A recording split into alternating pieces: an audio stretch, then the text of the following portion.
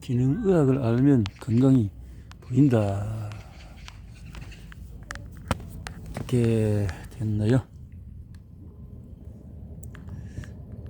저희 김덕수 교수님의 이 글을 책을 통해서 기능의학을 공부를 해 보겠습니다. 기초체온 관리는 저희 지도 교수님이셨던 임신설 교수님 오래전 일화입니다.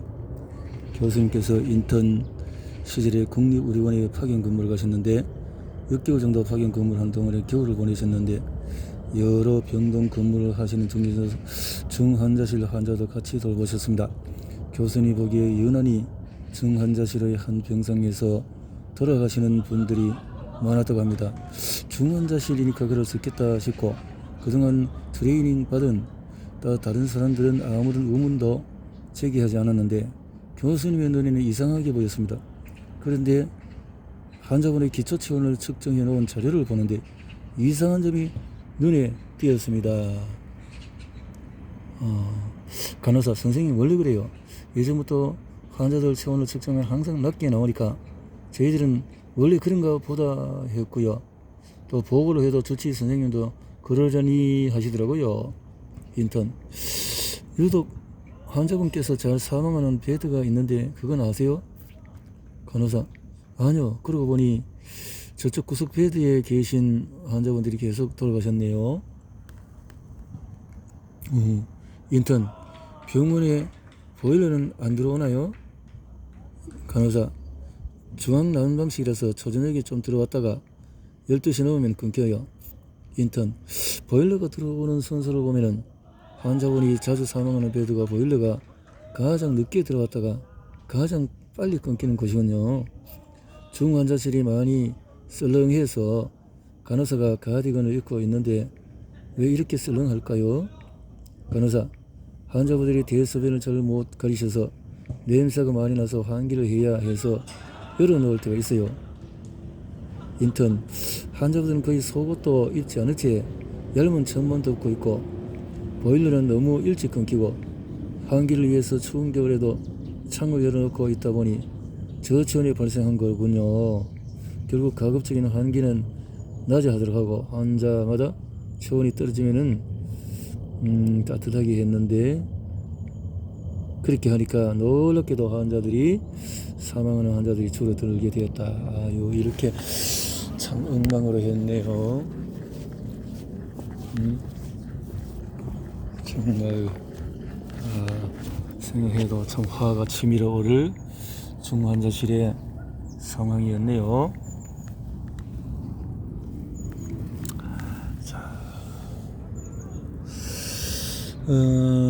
치료를 받다 보면은 결국 적절한 균형을 찾게 되며 언제 검사를 하든지 안정적인 모양을 보이게 되면 치료가 끝났다고 볼 수 있다. 원리에서 자율신경실조증을 치료하는 여러가지 방법 중에서 성장신경 절차 단설이 있습니다. 신경제로 모양이 별 모양을 닮았다고 하는 이름인데 경추 6, 7번 앞쪽으로 지나가는 신경절로 어렵지 않은 방법으로 자율신경절에 접근할 수가 있습니다.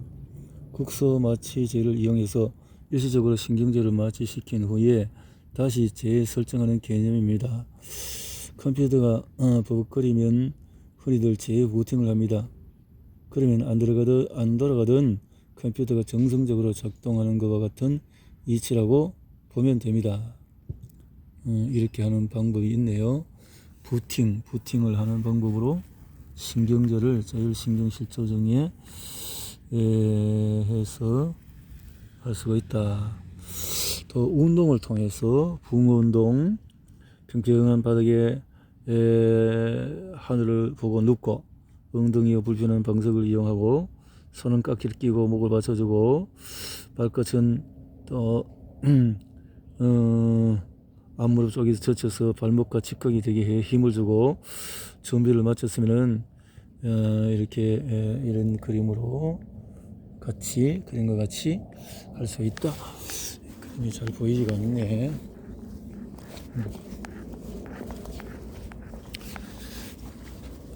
이렇게 붕어 운동을 할 수가 있다. 이제 자율신경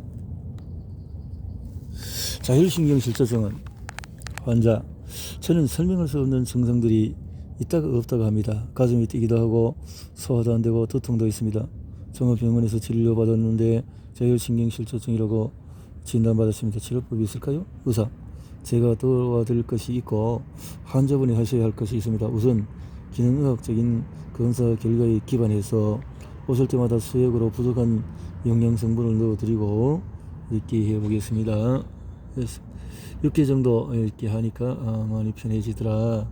그래서 자율신경이란 인체에서 일어나는 생리학적인 기능을 자율적으로 조절하는 신경을 말합니다. 의식적으로 조절할 수 없는 신경으로 교감신경과 부교감신경이 있습니다. 이 두 신경은 각기 기능이 다릅니다.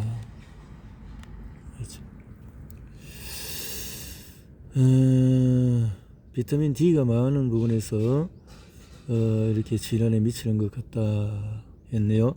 바이러스에 감염되면은 바이러스를 억제하기 위한 기본적인 면역 반응이 일어나는데 이 면역 반응이 잘 작동할 수 있도록 도와주는 영양성분들이 많습니다. 그 중에서 비타민 D가 가장 중요한 기능을 한다고 보면 됩니다. 소화에서 발생하는 전염성 연속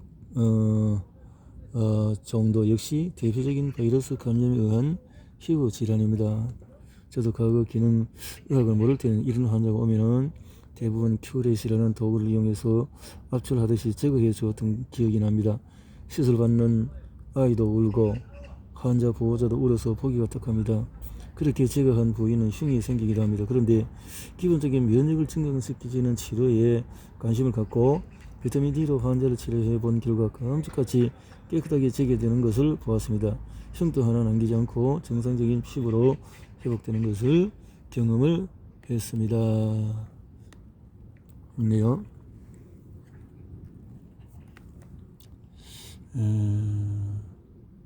요즘은 특히 이 참 소고기 같은 한우에는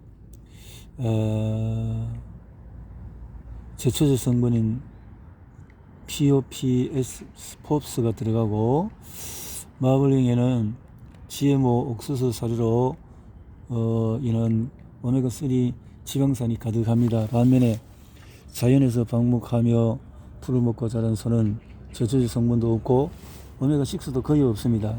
지금까지 우리는 고기를 먹는 게 아니라 지방 덩어리를 먹으면서 맛있다고 했던 것입니다. TV 프로그램들은 외국인들은 한우를 먹고는 입에서 부드럽게 넣고 맛도 좋다고 호들갑 떠는 모습들을 자랑스럽게 보여줍니다.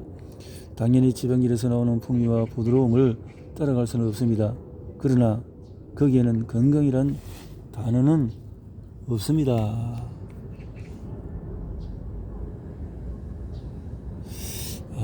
이렇게 차이가 나네요.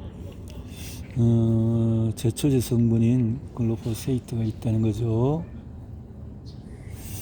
이렇게 해서 오메가3가 원래 자연산에는 있어야 되는데 없다는 거죠. 그리고 없어야 될 오메가6가 이렇게 너무 많다는 거죠. 항생제 사용량은 과거 집집마다 소를 한 마리씩 키울 때는 소들이 건강해서 항생제를 사용할 필요가 거의 없었습니다. 그런데 지금은 대량으로 밀집 사용을 하다 보니 소들이 질병에 취약해지는 문제가 생겼습니다. 그래서 항생제를 사용하게 됩니다. 주요 국가별로 육류 항생제 사용량을 지수를 보니까 한국이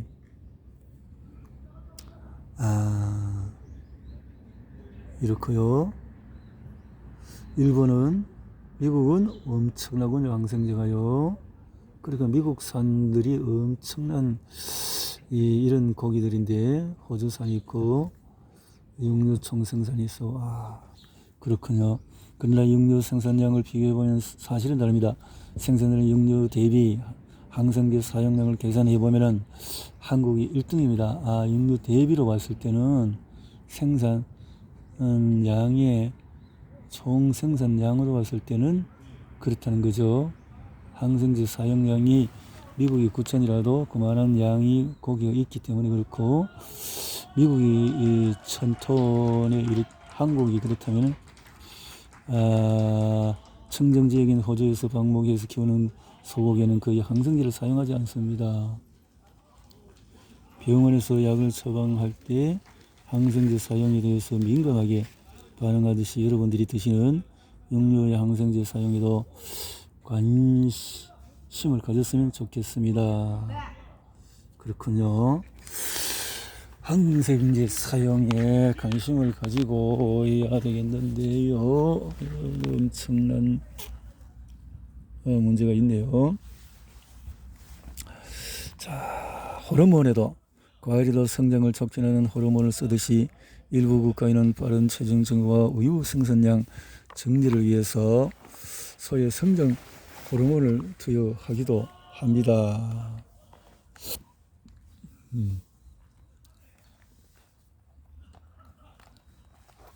옥수수를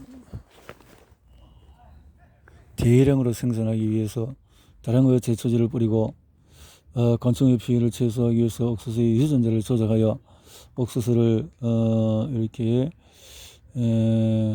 곤충이 죽게 만들었다.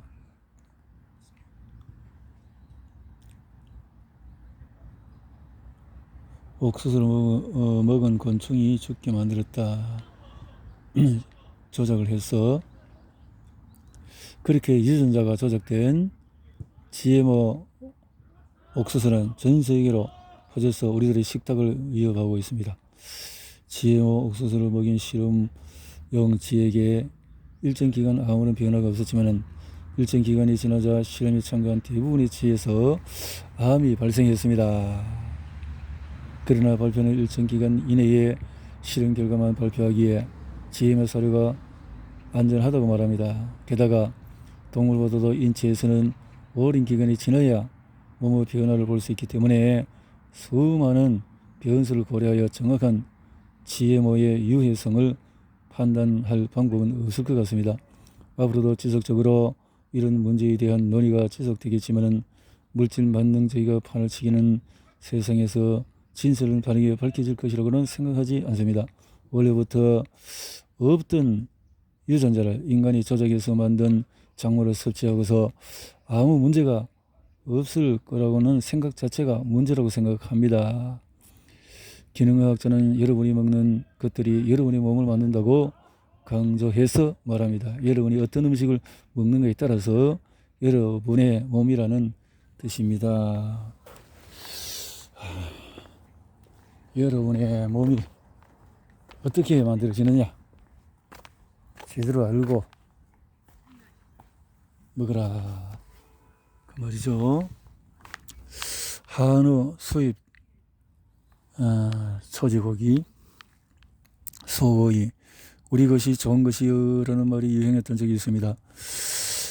애국심을 부추겨서 국내에서 생산된 제품을 사용하기 하려는 의미가 포함되어 있는 말입니다. 과연 우리나라 한우와 수입 초지 소고기 중에 어떤 것이 우리 건강에 더 좋을까 하나의 비교를 해보겠습니다. 자, 오메가3 함량에서 과거 시골에서는 실주마다 소 한 마리씩은 키웠습니다. 당시는 소가 큰 재산이었고 일꾼이었습니다. 그래서 더 애지중지 키웠던 것 같습니다. 당시는 사료를 살 돈이 없어서 사료보다 풀을 베어다 먹었고 논농사를 마치면 볕대를 모아서 겨울에 먹을 것이 없을 때에 소에게 먹이를 주었습니다. 논농사를 지을 때도 제초제를 사기보다는 새벽같이 논에 다니면서 풀을 뽑고 했습니다. 그러나 요즘은 너무나 쉽게 제초제를 가지고 뿌려서 활용을 한다라는 건데요. 자, 이러다 보니 이 몸이 염증의 수치가 높아질 수밖에 없다는 거죠. 여름 방학 때 시골에 놀러 가면은 할머니께서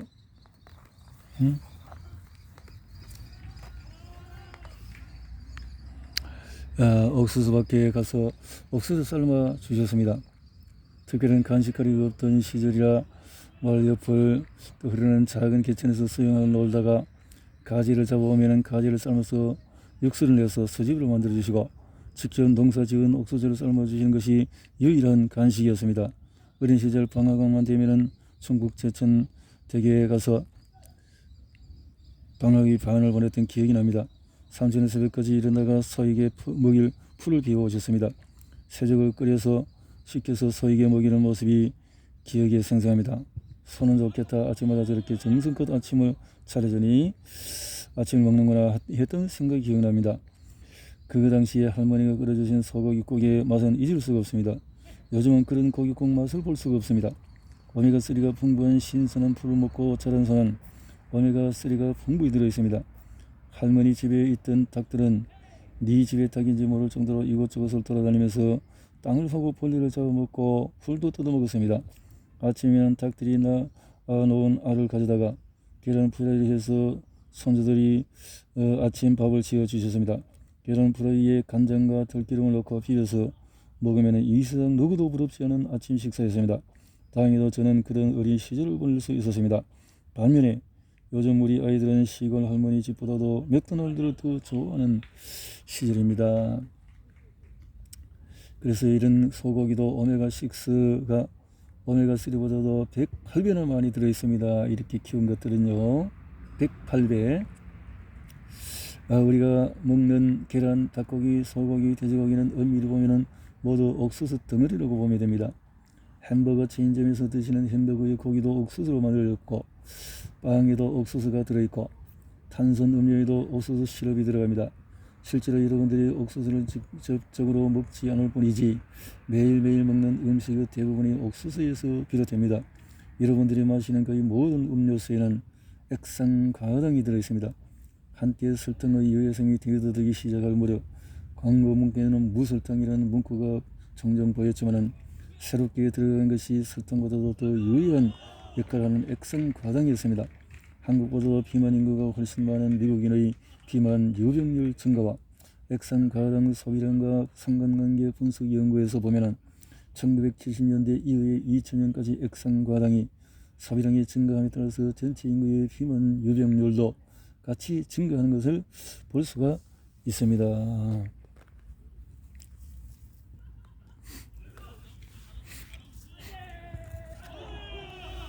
옥수수의 습격.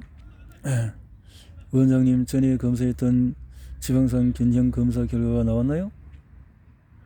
지방산? 의사, 네, 결과가 나왔는데 환자보다 오메가6 지방산의 비율이 너무 높습니다. 이러면은 몸의 염증 반응이 심해지게 되며 세포벽의 건강이 나빠지게 됩니다. 옥수수 섭취량을 줄이는 것이 좋겠습니다. 네?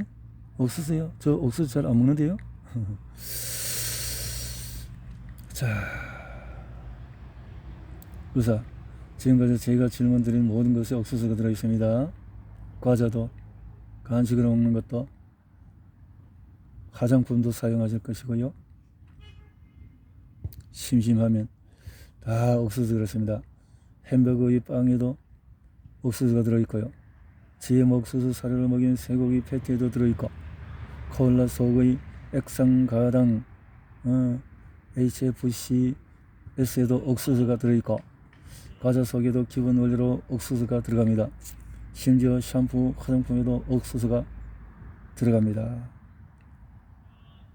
환자, 그래요? 상상도 못했네요.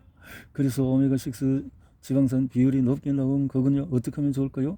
의사, 당연히 오메가6가 풍부한 음식을 줄이셔야 합니다. 현미 채식 위주로 하고요. 자, 그래서 그래스피드 풀로 먹인 고기를 드셔야 합니다. 계란은 자연 방목에서 키운 계란을 드시고요. 오메가3 영양제를 추가로 드셔서 밸런스를 맞추는 것이 도움이 됩니다. 라고 했네요. 엄청난 이런 문제가 있네요.